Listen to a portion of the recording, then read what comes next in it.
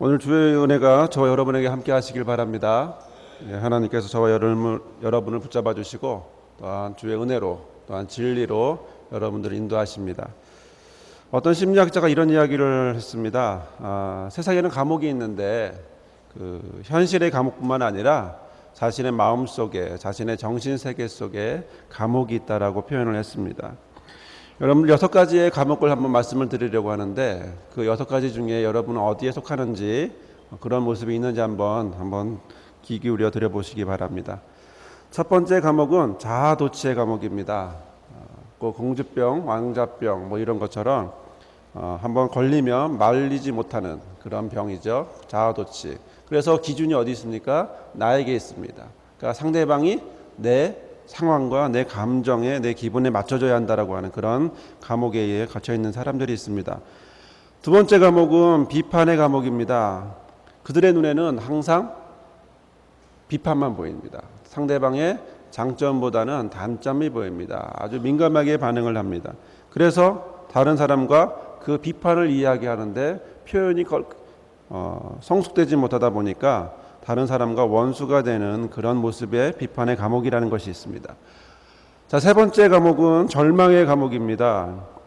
이런 마음을 가진 사람은 세상에 대해서 언제나 부정적이고 불평을 나열하게 됩니다.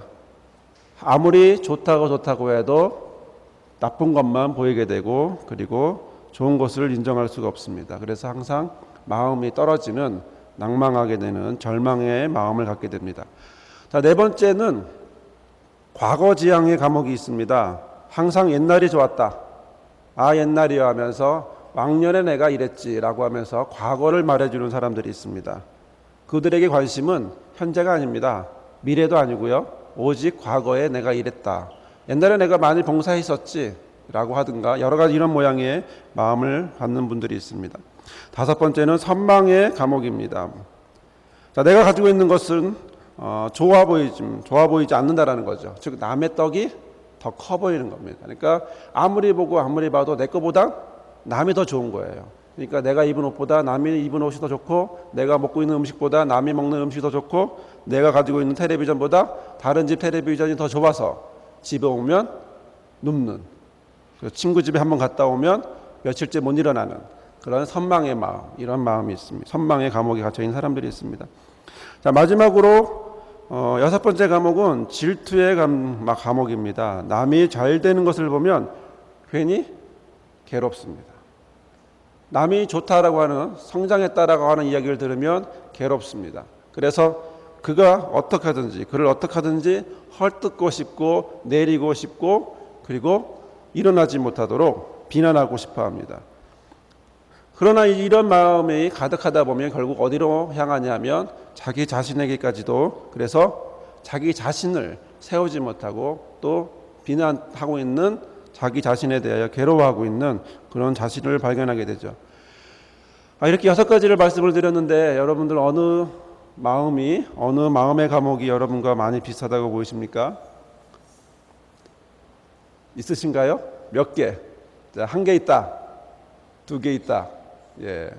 드러내지 않는 거 보니 아마 작은 수보다 많은 수가 있는지 모르겠습니다. 자, 사람의 마음은요 여러 가지 마음이 있습니다. 사람의 마음은 그 마음에 한 가지로만 딱 형성되어 있지는 않습니다. 그러다 보니까 여러 마음이 있게 되는데 그러나 그 안에 주동적인 주요한 마음들이 작용을 하게 되죠. 그러나 문제는 그 마음이 거기서 끝나는 것이 아니고 그 마음이 표출되게 되어 있습니다. 내 마음속에 가득한 것이 겉으로 드러나게 되어 있습니다. 아무리 그 사람이 겉으로는 멀쩡하다 할지라도 그 마음속에 가지고 있는 그것은 표출되게 되어 있습니다. 화가 난 사람 옆에 보면 뭐가 보입니까? 그 사람의 얼굴이 울그락불그락하고 있는 걸 봅니다. 기쁜 사람 옆에서 보고 있으면 계속 웃고 있는 모습을 보게 됩니다. 물어보고 싶습니다. 왜 웃고 있냐고, 뭐가 그렇게 즐거우냐고. 그러나 그 사람이 말하든 안 하든 그 속에 채워져 있는 것은 자연스럽게 겉으로 드러나게 되어 있습니다. 혹시 이것이 이심전심인지는 모르겠지만 상대방이 갖고 있는 그 마음이, 넘치는 그 마음이 좋은 마음이든 악한 마음이든 그 마음이 넘쳐서 나에게로까지 넘어오는 것을 우리는 경험하게 됩니다. 여러분, 사람과 이야기할 때 그 사람이 무엇을 이야기하냐에 따라 그 이야기가 나에게로 넘어옵니다. 그 사람이 감정을 이야기하면 나도 감정으로 받습니다. 그 사람이 화를 내고 있다. 뭐로 받습니까? 여러분, 웃으면서 받을 수 있습니까? 같이 화가 납니다. 그래서 표출하게 되죠. 상대방이 슬퍼하고 있다. 여러분, 그 앞에 가서 화내겠습니까? 그 사람을 위로해 줄 수밖에 없는 거죠. 그 사람이 어떤 감정을 하고 있느냐에 따라 나도 그런 감정을 드러내게 되죠. 그 사람의 생각을 이야기하고 있다면 생각을 나누게 됩니다. 서로 대화는 감정을 나누던 생각을 나누던 한 가지로 종합되게 되어 있습니다. 즉 가지고 있는 그것이 넘치게 되는 것입니다. 내 안에 그냥 채워져 있는 것이 아닌 넘치는 그런 모습을 하게 되죠. 여러분, 우리는 그렇다면 오늘 우리의 관심은, 오늘 우리의 고민은 과연 내가 무엇을 전해야 할 것인가? 내 안에 있는 것이 어떤 것이고 내 안에 무엇이 채워져서 이 채워진 것을 넘치게 할 것인가? 여기 컵이 있습니다. 이 컵에 물을 붓습니다. 물을 붓다가 많은 것이 아니라 계속 부으면 넘치게 되어 있습니다. 이 안에 무엇을 부느냐에 따라 그 넘치는 것이 있는 것처럼 여러분들의 삶 속에서 무엇을 드러내느냐, 이것이 이 시간 우리가 한번 묵상해 보고자 하는 것입니다. 오늘 그런 점에서 오늘 우리는 한 사람을 본문을 통해서 만나게 됩니다. 그 사람의 이름은 바나바라고 합니다. 그러나 실제로 이것은 본명이 아니고 별명과 같은 이름입니다. 그 사람의 본명은 요셉이었고 레위인입니다. 그런데 사람들은 이 사람을 요셉이라고 부르지 않고 바나바다라고 불렀습니다. 바나바라고 불렀습니다. 왜 바나바일까? 왜 본명보다 별명이 더 유명할까? 우리는 요셉이라는 이름보다 바나바라고 하는 이름을 더 많이 알고 있는데 과연 바나바라고 하는 이름이 무엇이길래, 또 그 사람이 어떤 삶을 살았길래 과연 이런 이름을 하고 있을까라는 것이죠. 가장 별명이라고 하는 것은 그 사람을 특징 지어줍니다. 여러분, 조폭을 보면 조폭들에게는 뭐가 있습니까? 별명이 있습니다. 그러면 그가 갖고 있는 무기에 따라서 조폭 영화를 보면 무기에 따라서 그 이름이 정해지는 거 봅니다. 망치를 갖고 있는 사람은 망치라고 그러고 다른 걸 갖고 있는 사람은 다른 이름을 놨죠. 자, 여러분, 에디슨 하면 뭐가 생각납니까? 발명왕 생각나지 않습니까? 그 사람의 특징이라는 겁니다. 여러분, 지금은 잘 사용하지 않지만요, 옛날에는 그런 표현들을 많이 했는데요. 결혼한 사람이 그 사람이 어느 지역 사람인지에 대한 이야기하면서 무슨 댁, 수원댁, 안성댁 이렇게 이야기를 하는 경험을 많이 들어보셨을 겁니다. 별명은 그 사람의 특징을 이야기합니다. 이름만이 아니고 그 별명은 그 사람이 어떤 사람인지를 이야기해주고 있습니다. 우리 바나바라고 하는 이분을 자세히 보시면 그는 원래 말씀에 따라 살았다라고 말할 수 없을 것 같습니다. 왜냐하면 그는 레위인이었는데, 레위인은 민수기 18장 20절이나 신명기 10장 9절의 말씀을 보면 사유재산을 가질 수가 없습니다. 갖도록 되어 있지가 않습니다. 그러다 보니까 레위인은 하나님이 책임져 주신다라고 하는 그런 쪽으로 이야기를 하고 있는데, 그런데 본문을 보면 우리 읽었던 36절 뒤에 있는 37절의 말씀을 보면 말씀이 이렇게 합니다. 그가 밭이 있음에, 레위인이 밭이 있었다라고 얘기합니다. 그리고 레위인이 그걸 팔아서 그 돈을 가지고 사도들에게 가서 사도들 앞에다가 내놓았다고 합니다. 사유재산이 있었다라고 하는 거죠. 거꾸로 말하면 그가 말씀 안에 말씀대로 살았다라고 말할 수 없음을 보게 됩니다. 하지만 자기의 말씀에 따라 말씀의 삶을 살려고 결심하고, 그리고 그 말씀에 따라 의지하려고 해서 자신이 갖고 있는 것을 드러나게 되었고 드리게 되었을 때 그는 다시 말씀 속에 살게 되었는데, 바로 이 모습, 그리고 그의 모습이 언제부터, 아마 오순절 마가다락방부터 시작했을 것 같은데 그 모습이 왜 이렇게 되었는지, 그리고 나중에 어떤 모습으로 바뀌어지게 되었는지는 성경을 보면서 우리는 자세히 그 모습을 알게 됩니다. 오늘 우리가 읽었던 본문의 말씀 속에서 바나바는 자신이 레위인이었지만 그러나 말씀으로 변화되고 하나님의 뜻에 순종하는 사람이 되었고, 그래서 자신이 갖고 있는 재물을 재산을 팔아다 하나님 앞에 사도들 앞에 놓게 됩니다. 그리고 그 초대교회 앞에 안에서 굉장히 유용한 그리고 활동적인 큰 일을 하게 되는데 오늘 우리가 읽었던 본문의 말씀은 또한 11장의 말씀은 안디옥 교회로 보내짐을 보게 됩니다. 사람들이 왜 안디옥 교회를 가게 됐냐면 안디옥 교회가 왜 세워지게 되었냐면 스데반의 순교 이후에 점점점 박해가 가해집니다. 점점점 심해집니다. 그러니까 사람들이 흩어지게 되죠. 흩어지는데 이 안디옥까지 오게 되었습니다. 사람들이 유대인에게 복음을 전합니다. 유대인에게만 복음을 전합니다. 그러나 간혹 몇몇 사람들이 헬라 사람들에게 복음을 전했고 그 복음을 전한 그 사람들이 듣고 많은 사람들이 주 앞으로 오게 됩니다. 주님의 손이 그를 인도했다라고 표현할 정도로 그들을 하나님께서 인도하는 것을 우리는 보게 됩니다. 수다한 사람들이 믿고 주께로 돌아왔다라고 우리 오늘 읽었던 21절의 말씀에는 증거하고 있죠. 자, 이렇게 되자 예루살렘 교회가 굉장한 관심을 갖게 됩니다. 예수 믿는 사람이 많아졌다고? 그러면 어떻게 됩니까? 그들을 도와줄, 그들을 관리해줄, 그들을 목회적으로 인도할 사람이 필요했습니다. 그 사람이 바나바라고 하는 사람이고 우리가 방금 보았던 그 사람은 그 안디옥 교회로 향하게 되었습니다. 그리고 거기 가서 이제 목회를 하게 되었는데 바나바가 그곳에 가서 사람들을 보면서 23절의 말씀을 보면 저가 이르러 하나님의 은혜를 보고 기뻐하여 모든 사람에게 굳은 마음으로 주께 붙어 있으라라고 권했다라고 말씀을 하고 있습니다.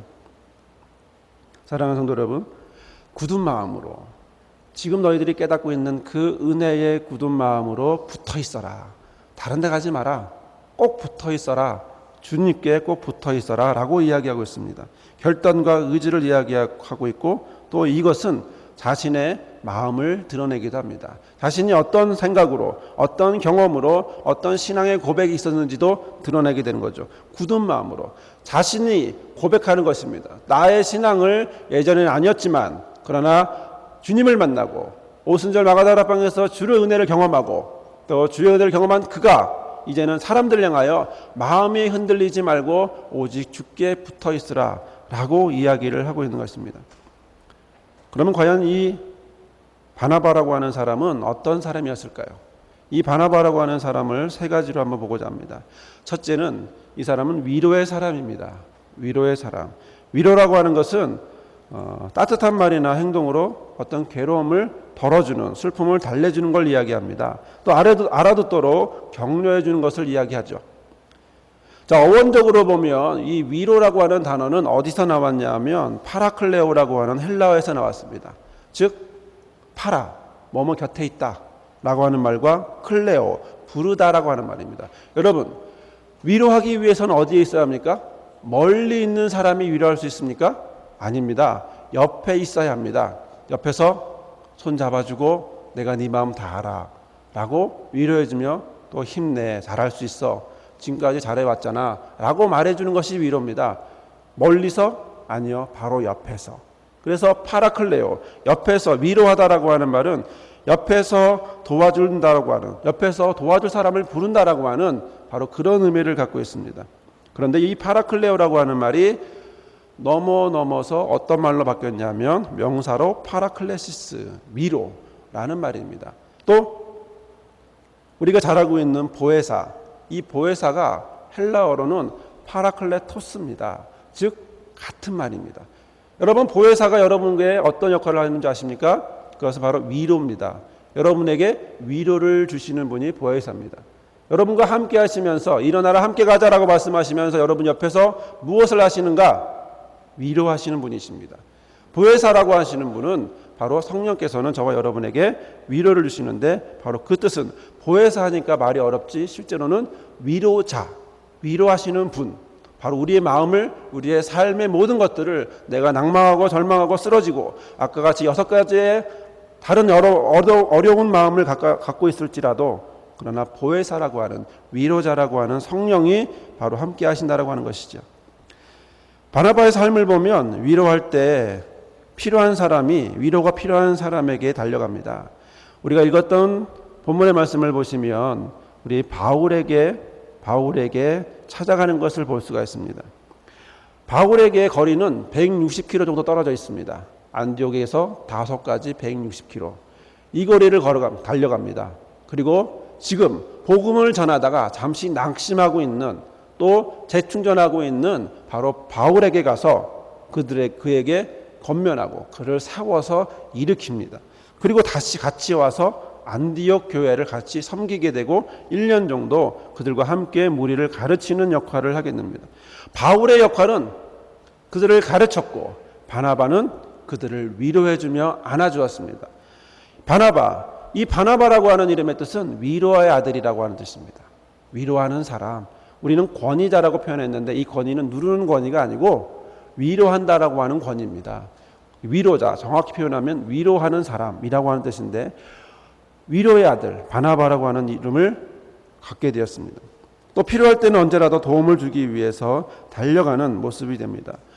위로라고 하는 말이 아까 무슨 뜻이라고 그랬습니까? 옆에 있다라는 거예요. 옆에. 다른 곳이 아닌 옆에. 또 자기 일보다 남을 우선시 여길 줄 아는 그런 모습이라는 것입니다.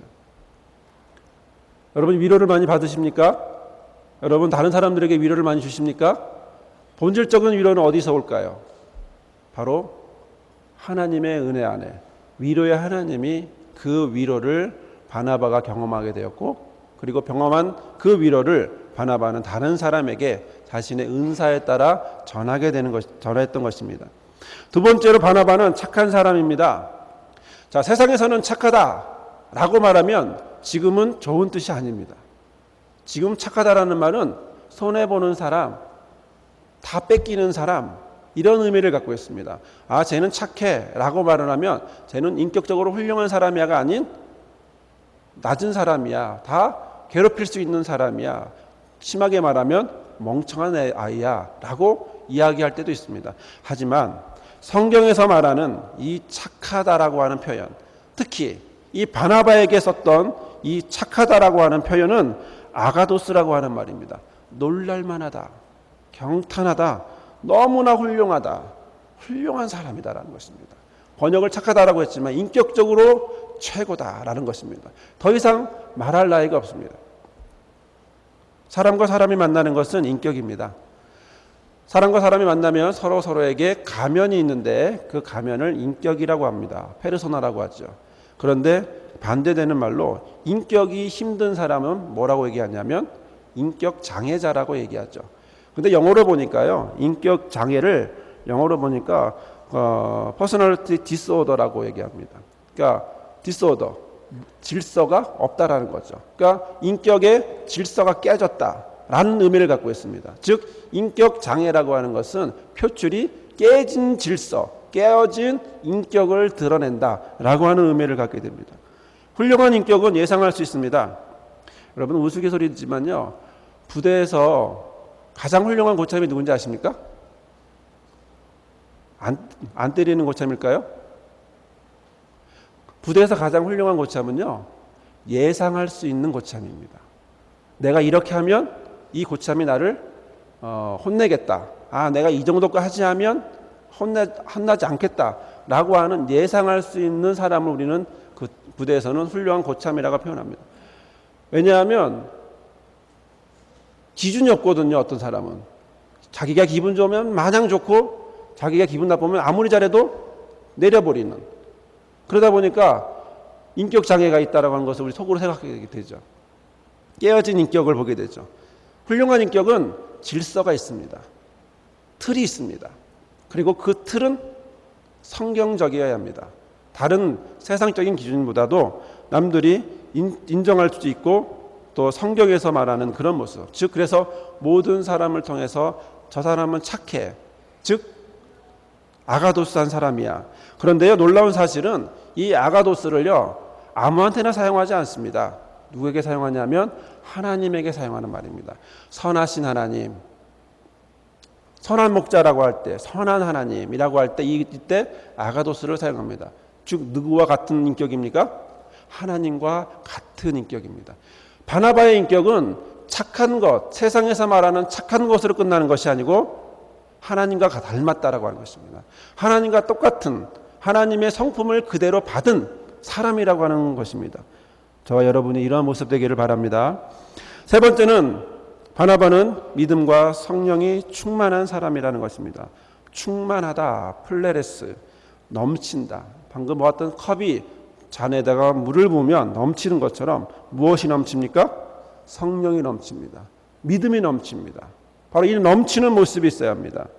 바로 넘치는 모습은 바로 언어로 표현됩니다. 표정으로 표현됩니다. 여러분의 사고로 표현됩니다. 또 삶을 통하여서 외적으로 넘치게 됩니다. 쉬운 예로 우리는 고깃집에 가면 냄새가 납니다. 어제 우리 맛있는 고기를 먹었는데 몸에서, 옷에서 무슨 냄새가 납니까? 고기 냄새가 나게 돼 있습니다. 왜입니까? 그것이 충만히 내 몸에 묻었기 때문에 그렇습니다. 그렇죠? 내 몸에 고기 냄새가 완전히 붙었기 때문에 내가 어딜 가도 고기 냄새가 나는 것입니다. 사랑하는 성도 여러분, 여러분의 모습 속에서 사람들이 성령을 경험할 수 있기를 바랍니다. 저와 여러분의 모습 속에 다른 사람이 믿음을 경험할 수 있기를 바랍니다. 저와 여러분의 삶에서, 저와 여러분의 삶을 통하여서 이런 넘치는, 믿음이 넘치는, 성령이 넘치는 그런 모습이 되길 바랍니다. 그 결과 이에 큰 무리가 더하여졌더라 라고 말하고 있습니다. 말씀을 결론을 내립니다. 사랑하는 성도 여러분, 우리는 무엇이 넘칩니까? 저와 여러분의 삶 속에서, 저와 여러분의 생각 속에서, 기도 속에서, 모든 것 속에서 무엇이 넘치고 있습니까? 여러분, 저와 여러분의 마음속에 우리는 위로가 넘치기를 바랍니다. 하나님의 위로로 충만하고 그 받은 위로를 가지고 사람들에게 다시 돌려드리는 그런 위로가 충만하기를 바랍니다. 또 주님의 마음으로 주님과 닮은 그렇게 주 안에서 착한 저와 여러분이 되기를 바랍니다.